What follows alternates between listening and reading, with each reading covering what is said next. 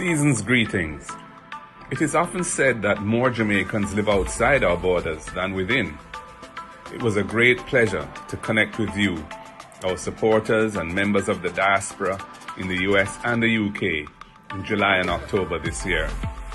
I want to thank the people who made these tours possible, from handling the logistics of our visits to making sure we connected with as many Jamaicans as possible when we were in Florida, Atlanta, Washington, D.C., New York, and then in London and Birmingham. During those visits, we were reminded at every turn just how resilient, ingenious, and industrious Jamaicans are.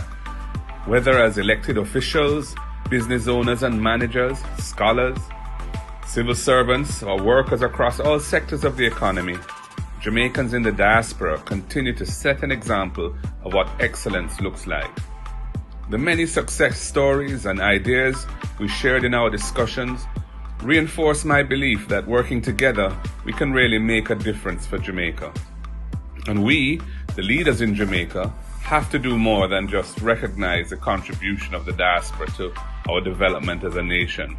We must find and put in place practical ways to facilitate deeper levels of engagement in nation building by Jamaicans at home and abroad.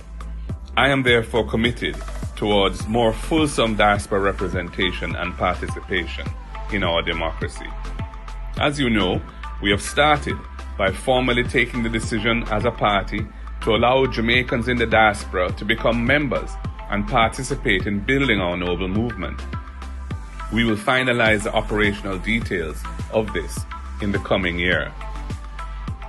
If we can achieve political consensus for this constitutional reform, we will expand the Senate to ensure that the diaspora is directly represented in our parliament.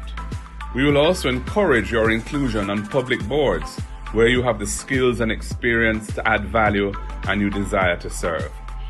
We will also make it easier for the diaspora to undertake philanthropic works here at home, cutting through the frustrating red tape that makes it too hard and costly to do good deeds back home. And when we come to government, we will create a diaspora development fund to finance new economic opportunities and support social investments here in Jamaica.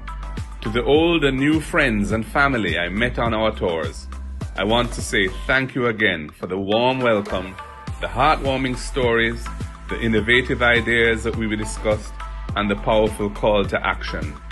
To those in the diaspora who I have not yet met, I look forward to doing so soon. And for everyone listening, I wish you and your families a peaceful, restful, and enjoyable holiday season, and all the very best for 2023 when it comes.